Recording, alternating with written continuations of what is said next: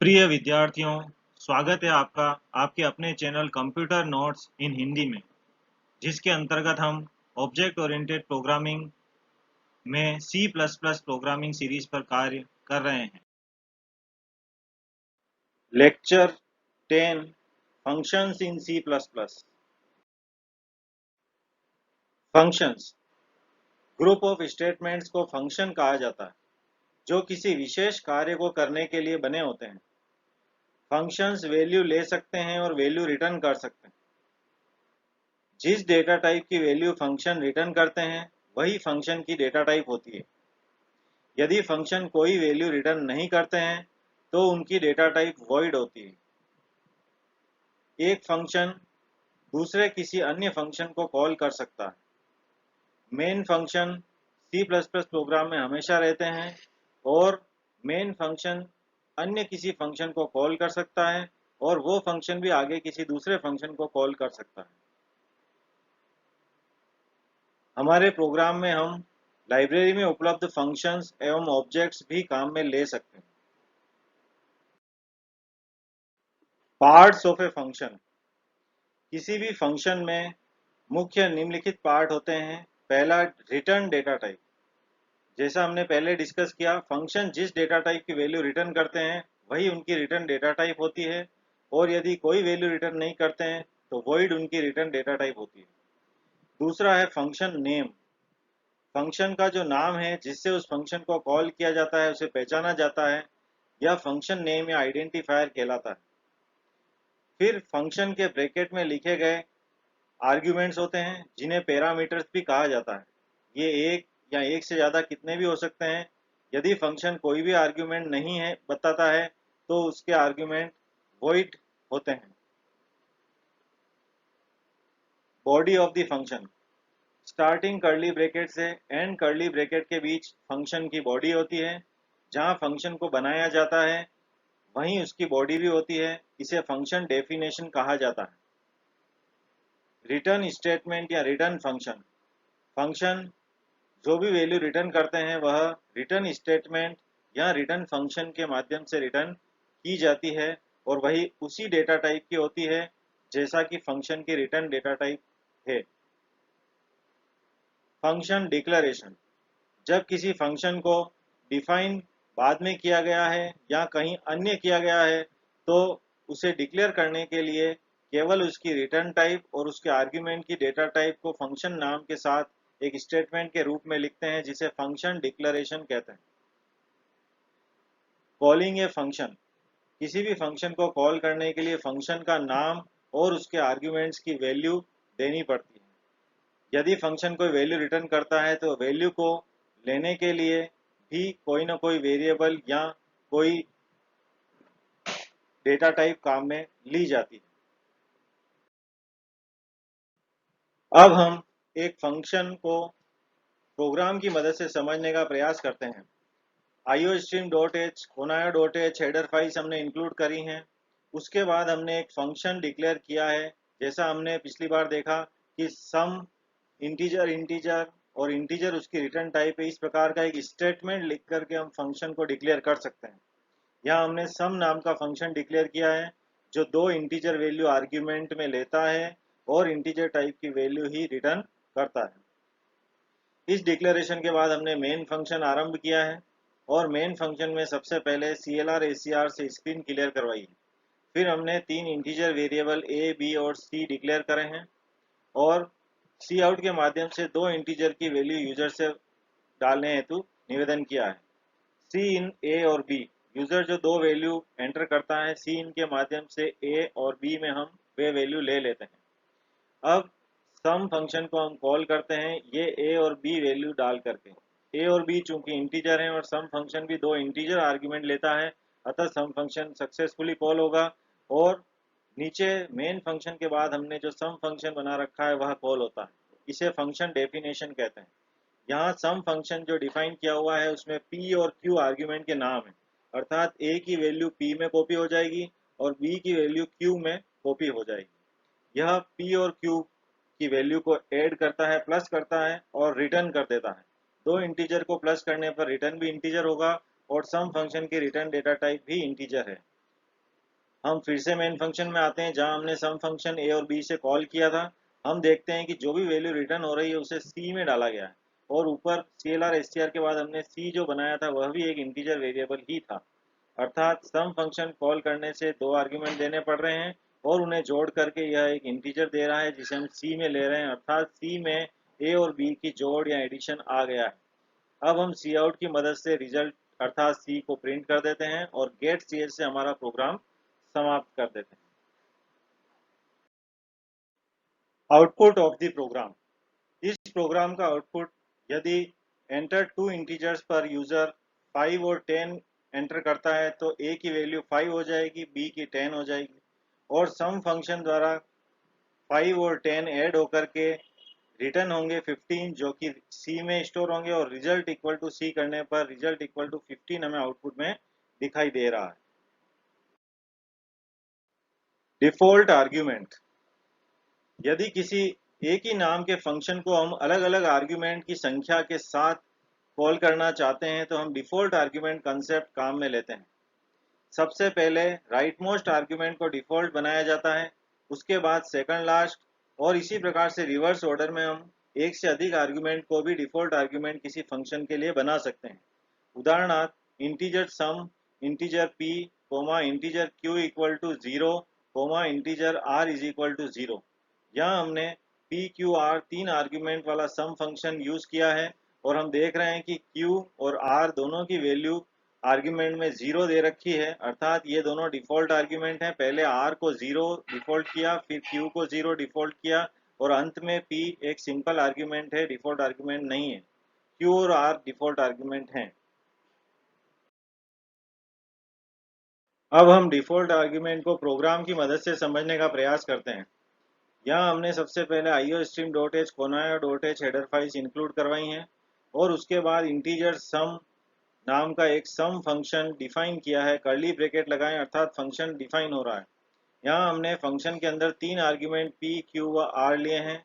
हम देख रहे हैं q व r की वैल्यू 0 0 पहले से दी गई है, अर्थात ये डिफ़ॉल्ट आर्ग्यूमेंट है, और जबकि p की वैल्यू हमने नहीं दी है, अर्थात p की वैल्यू बाहर से प्राप्त होगी, वह डिफ़ॉल्ट आर्ग्यूमेंट नहीं है। तो तीनों इंटीजर p, q व r को ऐड करके यह फंक्शन रिटर्न कर रहा है, अर्थात रिटर्न टाइप भी इसकी इंटीजर है। कर्ली ब्रैकेट समाप्त होते ही यह फंक्शन डेफिनेशन भी समाप्त हो जाती है। इसके पश्चात हमने मेन फंक्शन लिखा है। प्रोग्राम मेन फंक्शन से ही रन होता है। वॉइड मेन फंक्शन के अंदर CLR SCR से पहले स्क्रीन क्लियर की है, और a b c d चार इंटीजर वेरिएबल हमने यहाँ डिफाइन किए हैं। किसी भी फंक्शन को कॉल करने से पहले उसे डिफाइन या डिक्लेयर करना जरूरी होता है, अतः हमने मेन फंक्शन से पहले ही सम फंक्शन को डिफाइन कर दिया है। a b c d चारों इंटीजर हैं, जिनमें से तीन इंटीजर की वैल्यू हम यूजर से प्राप्त करना चाहते हैं। उसे एक मैसेज बताया एंटर थ्री इंटीजर्स, और सी इनकी मदद से a b और c तीनों की वैल्यू जो वो कीबोर्ड से टाइप करेगा वह हमने वेरिएबल्स में ले ली है।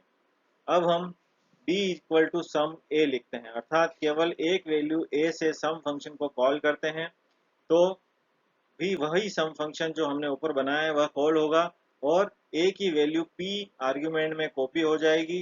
q व r की वैल्यू हमने नहीं दी है, तो 0 0 वैल्यू जो हमने फंक्शन बनाते समय डिफॉल्ट आर्ग्यूमेंट में लिखी थी वह 0 वैल्यू वह ऑटोमेटिक ले लेगा, और p plus q plus r अर्थात 3 प्लस 0 इन्हें ऐड करता हुआ वैल्यू रिटर्न करेगा, जो कि 3 आउटपुट रिजल्ट होगा, d में स्टोर हो जाएगा। इस रिजल्ट डी को हम सी आउट द्वारा प्रिंट करवा रहे हैं। फिर आगे पुनः हमने D equal to sum A comma B लिखा है।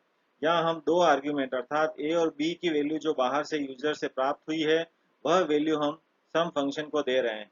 यदि ए की वैल्यू 3 है और बी की वैल्यू 2 है तो अर्थात अब ए की वैल्यू जो है वो पी में चली जाएगी, बी की वैल्यू क्यू में चली जाएगी, और तीसरा आर्ग्यूमेंट आर जिसकी डिफॉल्ट वैल्यू 0 फंक्शन ऑटोमेटिक ले लेगा, और जोड़ करके p, q और r को वैल्यू रिटर्न करेगा जो d में प्राप्त होगी, और हम d को प्रिंट करवा रहे हैं सी आउट से।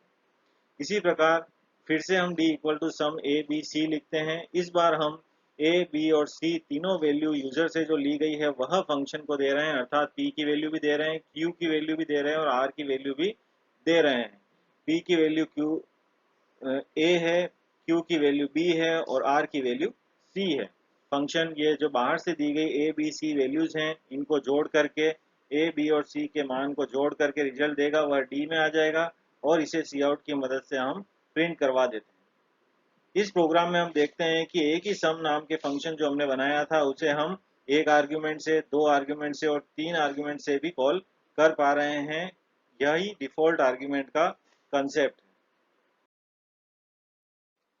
Output of the program, enter 3 integers. माना यूजर तीन इंटीजर 5, 10 और 15 एंटर करता है, तो यहाँ A की वैल्यू 5, B की वैल्यू 10 और C की वैल्यू 15 होती है। यदि हम केवल सम A करते हैं तो रिजल्ट में हमें 5 प्राप्त हो रहा है। यदि हम सम A प्लस B करते हैं तो रिजल्ट में हमें 15 प्राप्त हो रहा है। और यदि हम सम A, B और C अर्थात तीनों आर्ग्यूमेंट देते हैं 5, 10 और 15, तो हमें रिजल्ट 30 प्राप्त हो रहा है। Argument oblique parameter types. C++ में किसी फंक्शन को तीन प्रकार के आर्ग्यूमेंट्स दिए जा सकते हैं: सिंपल आर्ग्यूमेंट्स, पॉइंटर आर्ग्यूमेंट्स और रेफरेंस आर्ग्यूमेंट। जैसा हमने पिछले प्रोग्राम में देखा था, सम फंक्शन में p, q व r एक सिंपल टाइप के वेरिएबल हैं। यहाँ a और b और c की वैल्यू को हमने यहाँ पर कॉपी करवाया है p, q, r में, अतः ये सिंपल प्रकार के आर्ग्यूमेंट पासिंग कहलाता है। इस प्रकार के आर्ग्यूमेंट पासिंग में आर्ग्यूमेंट्स की वैल्यू कॉपी होती हैं और p, q, r जैसा कि सम फंक्शन में आर्ग्यूमेंट्स थे, वे सम फंक्शन के लिए लोकल वेरिएबल की तरह काम में लाए जाते हैं। सम फंक्शन के बाहर ये p, q, r की वैल्यू को हम एक्सेस नहीं कर पाते हैं। दूसरे प्रकार का आर्ग्यूमेंट पासिंग मेथड पॉइंटर के द्वारा आर्ग्यूमेंट देना है। यहाँ हम फंक्शन के अंदर पॉइंटर को आर्ग्यूमेंट के रूप में काम में लेते हैं और एड्रेसेस किसी आइडेंटिफायर की बाहर से उस फंक्शन को दी जाती हैं। एड्रेस देने के कारण फंक्शन उन आइडेंटिफायर्स पर किसी भी प्रकार की वैल्यू परिवर्तन या और अन्य ऑपरेशन कर सकता है, जिससे कि सेफ्टी को खतरा होता है। अतः पॉइंटर के यूज को C++ में रेस्ट्रिक्ट किया गया है। तीसरे टाइप के आर्ग्यूमेंट रेफरेंस टाइप के होते हैं, जहाँ की लोकल वेरिएबल की बजाय हमारा जो फंक्शन है उसे हम रेफरेंस वेरिएबल इस्तेमाल करने के लिए देते हैं। रेफरेंस वेरिएबल की मदद से नया लोकल वेरिएबल बनाने की कोई आवश्यकता नहीं होती है और मेमोरी की बचत होती है। अब हम इस प्रोग्राम में पॉइंटर की मदद से पैरामीटर को पास कैसे किया जाता है वह समझने का प्रयास करेंगे। यहाँ हमने iostream.h और ponaya.h हेडर फाइल इंक्लूड करी हैं। फिर हमने एक फंक्शन डिक्लेयर किया है सम नाम का, जिसकी रिटर्न टाइप इंटीजर है और उसके आर्ग्यूमेंट की टाइप पॉइंटर्स हैं। ये दो इंटीजर पॉइंटर आर्ग्यूमेंट्स का फंक्शन है, अर्थात हमें इस फंक्शन को दो इंटीजर वेरिएबल्स की वैल्यू एड्रेसेस के रूप में बाहर से देनी पड़ेंगी। किसी भी फंक्शन को डिक्लेयर या डिफाइन करना जरूरी होता है उसे यूज करने से पहले, और यहाँ इस प्रोग्राम में हमने सम नाम के फंक्शन को पहले डिक्लेयर किया है। अब हम वॉइड मेन फंक्शन बना रहे हैं, जहाँ सबसे पहले स्क्रीन क्लियर करी है CLR ACR से। फिर हमने तीन इंटीजर वेरिएबल a, b व c डिक्लेयर करे हैं। यूजर से दो इंटीजर वैल्यू एंटर करवाई है, सी के माध्यम से a और b में वो वैल्यू हमने ले ली। अब हम यहाँ सम फंक्शन को कॉल करते हैं। यहाँ हम देख रहे हैं कि सम फंक्शन को m%a, m%b लिख करके कॉल किया है, अर्थात फंक्शन के अंदर हमने a की एड्रेस और b की एड्रेस को आर्ग्यूमेंट की वैल्यू के रूप में प्रोवाइड किया है। यहाँ से फंक्शन कॉल होगा वह फंक्शन जो कि मेन फंक्शन के ब्रैकेट के बाद हमने बाहर नीचे डिफाइन किया है, integer sum, integer pointer p, integer pointer q, अर्थात a की एड्रेस p में कॉपी हो जाएगी और b की एड्रेस q में कॉपी हो जाएगी। पॉइंटर की मदद से वैल्यू एक्सेस करने के लिए स्टार p लिखते हैं, अतः रिटर्न में हमने लिखा star p plus star q, अर्थात p जिस एड्रेस को पॉइंट कर रहा है वहां पड़ी वैल्यू अर्थात a की वैल्यू, प्लस q जिसे पॉइंट कर रहा है वहां पड़ी वैल्यू अर्थात b की वैल्यू ऐड हो जाएगी और फंक्शन उसे रिटर्न कर रहा है। ये वैल्यूज इंटीजर वैल्यू हैं, अतः फंक्शन जो वैल्यू रिटर्न टाइप है वह भी इंटीजर है। ये जो वैल्यू इंटीजर रिटर्न हो रही है वह c नाम के इंटीजर वेरिएबल में मेन फंक्शन में हमने प्राप्त कर ली है। अब इस c इंटीजर को हम प्रिंट करवा रहे हैं C out result equal to c, और गेट ch से मेन फंक्शन को समाप्त किया है। आउटपुट ऑफ द प्रोग्राम, यहाँ हम देखते हैं कि दो इंटीजर यदि 5 और 10 डाले गए हैं तो C से हमें आउटपुट 15 रिजल्ट में प्राप्त हो रहा है। पास के डायग्राम में यदि हम देखते हैं तो हम देख रहे हैं A और B मेमोरी पे अलग अलग लोकेशन है। A पर 5 वैल्यू और B पर 10 वैल्यू स्टोर हुई है, लेकिन P और Q भी अलग वेरिएबल हैं। P के अंदर 5 की एड्रेस स्टोर हुई है और Q के अंदर B वेरिएबल अर्थात 10 जो वैल्यू है उसकी एड्रेस स्टोर हुई है। अब इस प्रोग्राम में हम रेफरेंस आर्ग्यूमेंट्स किस तरीके से पास किए जाते हैं उसे समझने का प्रयास करेंगे। यह पुराने प्रोग्राम की तरह ही है, केवल पॉइंटर की जगह हमने सम फंक्शन में रेफरेंस आर्ग्यूमेंट इस्तेमाल किए हैं। हम देखते हैं हैश इंक्लूड iostream.h कोनाया.h के बाद integer sum integer reference comma integer reference declaration sum function का किया है। यहाँ दो आर्ग्यूमेंट इंटीजर रेफरेंस टाइप के काम में लिए गए हैं। वॉइड मेन से प्रोग्राम स्टार्ट होता है।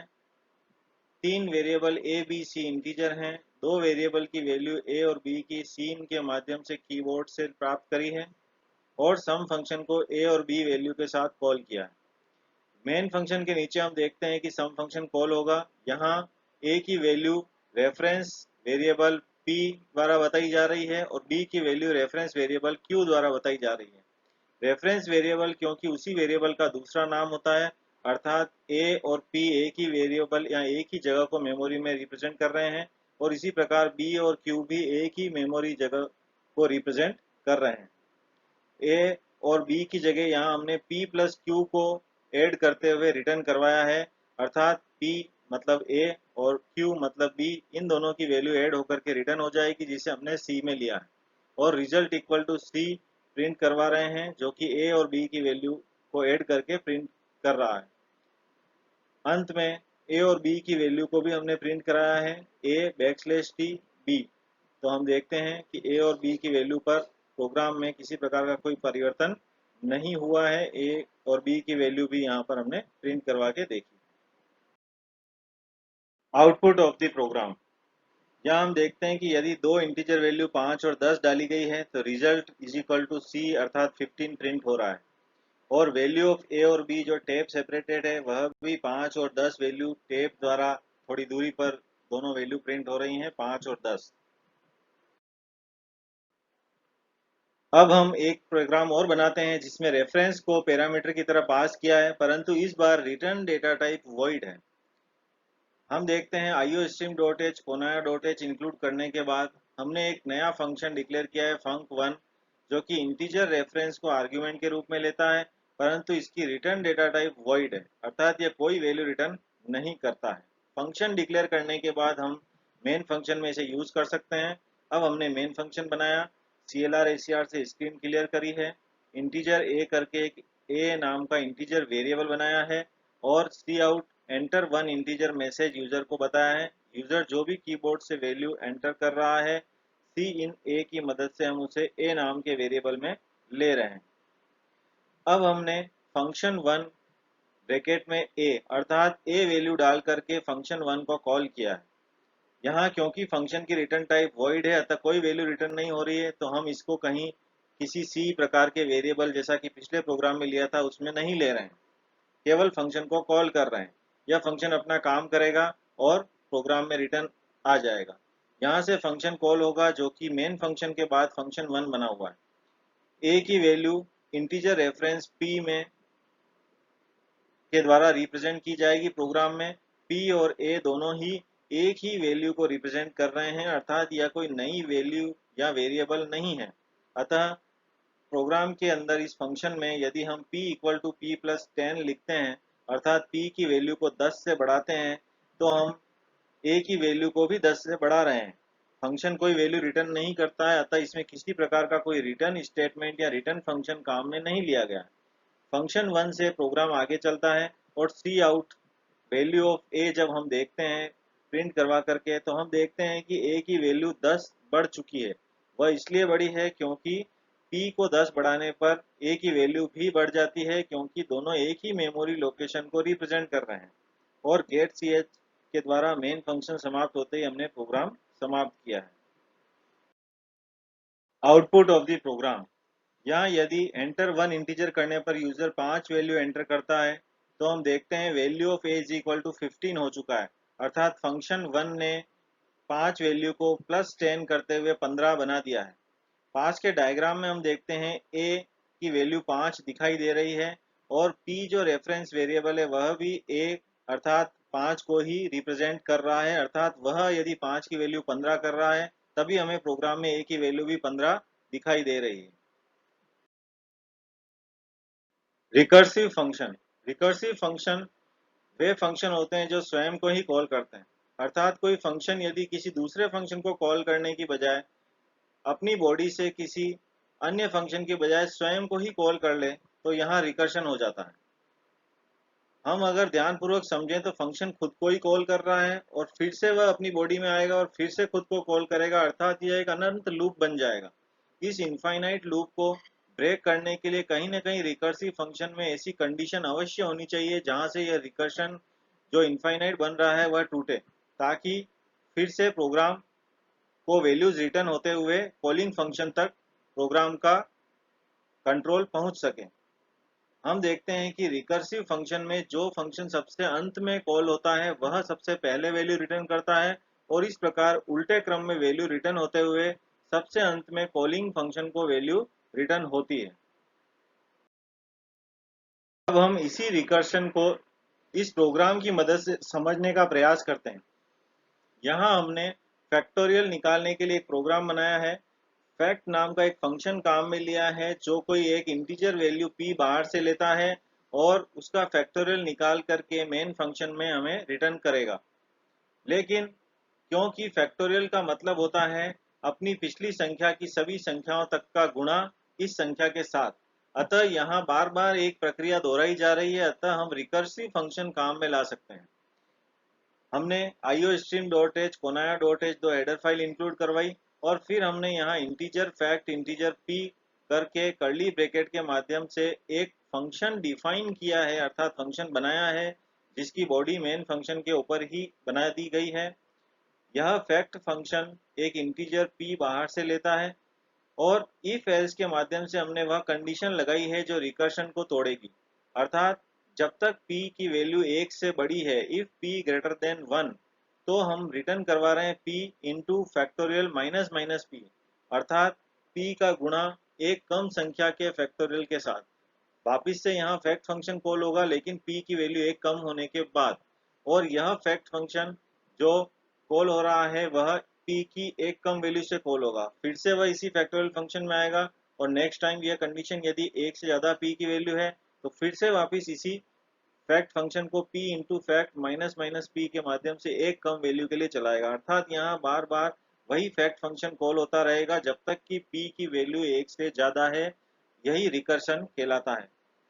एल्स पार्ट में वह तब जाएगा जब p की वैल्यू 1 हो जाएगी, अर्थात 1 होते ही रिकर्शन बंद होना चाहिए, और यहाँ एल्स पार्ट में हम वैल्यू रिटर्न कर रहे हैं 1, अर्थात सबसे अंत में 1 वैल्यू रिटर्न होगी जो कि एक अधिक वैल्यू के से गुणा होगी, उसके बाद 3 से गुणा होगी, उसके बाद 4 से गुणा होगी और इस प्रकार जो p है वहां तक की संख्याओं का गुणा होकर के वैल्यू जो है वो मेन फंक्शन को रिटर्न होगी।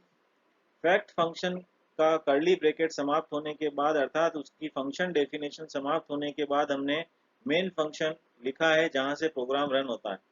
वॉइड मेन फंक्शन से प्रोग्राम स्टार्ट हुआ, CLR SCR से स्क्रीन क्लियर करवाई गई है और इंटीजर a करके एक a नाम का इंटीजर वेरिएबल बनाया है जो कि यूजर से इन के माध्यम से वैल्यू गेट कर रहा है, अर्थात हम यूजर को बताएंगे कि जिस भी संख्या का फैक्टोरियल निकालना है वह इंटीजर एंटर करो और a के अंदर वह वैल्यू हम इन करवा लेंगे। फिर हम आउट के अंदर factorial of a is equal to fact a function को कॉल कर रहे हैं, अर्थात जो फंक्शन हमने मेन के ऊपर बनाया है वह फंक्शन ये इस लाइन से कॉल होगा और फैक्टोरियल निकालते हुए a का हमें इंटीजर वैल्यू रिटर्न करता है, क्योंकि फैक्टोरियल फंक्शन की रिटर्न डेटा टाइप इंटीजर है। वह इंटीजर वैल्यू आउट के साथ सीधा ही प्रिंट हो जाएगी और गेट ch से हमने प्रोग्राम को यहाँ समाप्त किया है। यहाँ हम देखते हैं कि हमने इफ एल्स के आगे एक ब्रैकेट लगा करके p greater than 1 question mark return p into fact p minus 1 colon return 1 यह कंडीशनल ऑपरेटर लिखा है, अर्थात यदि हम चाहें तो इफ एल्स के स्थान पर फैक्टोरियल फंक्शन के अंदर यह कंडीशनल ऑपरेटर भी लगा सकते हैं। वह इफ एल्स का सब्स्टिट्यूट ही होता है, जैसा हम ऑपरेटर्स में पहले पढ़ चुके हैं। आउटपुट ऑफ द प्रोग्राम, यहाँ हम देखते हैं कि एंटर वन इंटीजर मैसेज पर यदि यूजर 5 एंटर करता है तो इसकी वैल्यू ए में चली जाती है, और फिर C out factorial of 5 is equal to fact function के माध्यम से ए को कॉल आर्ग्यूमेंट में डालकर कॉल करने पर 120 प्रिंट करता है।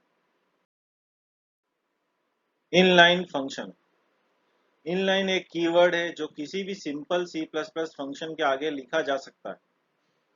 इनलाइन कीवर्ड कंपाइलर को यह हिंट देता है कि इस फंक्शन का कोड मेन फंक्शन या कॉलिंग फंक्शन के साथ एक ही जगह पर स्टोर कर दिया जाए। यदि इनलाइन फंक्शन के आगे नहीं लिखा जाता है तो प्रत्येक फंक्शन का कोड मेमोरी में अलग अलग जगह स्टोर होता है, और किसी भी फंक्शन को कॉल करने पर प्रोग्राम में एड्रेस जंप होती है, अर्थात एक जगह से दूसरी एड्रेस पर प्रोग्राम जंप करता है। इस जंप के अंदर प्रोग्राम का एग्जीक्यूशन टाइम लगता है एवं प्रोग्राम स्लो रन होता है। यदि हम किसी फंक्शन को इनलाइन बना देते हैं तो उसका कोड कॉलिंग फंक्शन के साथ ही एक ही जगह स्टोर हो जाता है, जिससे जंपिंग नहीं होती और मेमोरी एक के बाद एक एग्जीक्यूट होती है और प्रोग्राम फास्ट रन करता है। केवल इनलाइन कीवर्ड लिख देने से ही कोई फंक्शन इनलाइन बन जाएगा, इसकी गारंटी नहीं होती है। कुछ फंक्शन इनलाइन नहीं बनाए जा सकते हैं, जैसे कि लूप वाले function, switch case, recursive function, array operation वाले फंक्शन, रिटर्न स्टेटमेंट वाले फंक्शन इनलाइन नहीं बनाए जा सकते। यूजर केवल फंक्शन को इनलाइन बनाने के लिए रिक्वेस्ट कर सकता है। कंपाइलर प्रोग्राम और सिस्टम की परिस्थितियों के आधार पर किसी फंक्शन को इनलाइन बना भी सकता है और नहीं भी बनाए। यह कंपलसरी नहीं होता है कि वह उसे इनलाइन बना ही देगा। अब हम इनलाइन फंक्शन को एक प्रोग्राम बनाकर समझने का प्रयास करते हैं। इस प्रोग्राम में हमने एक सम नाम का फंक्शन काम में लिया है, जिसे मेन फंक्शन द्वारा कॉल किया जा रहा है। इस फंक्शन को हम इनलाइन बना रहे हैं। सबसे पहले iostream.h कोनाया.h को इंक्लूड करवाया है, और फिर हमने एक फंक्शन डिफाइन किया है सम नाम का, inline void sum integer p integer q। यह सिंपल सम फंक्शन है, लेकिन इसके आगे इनलाइन कीवर्ड लिखा हुआ है।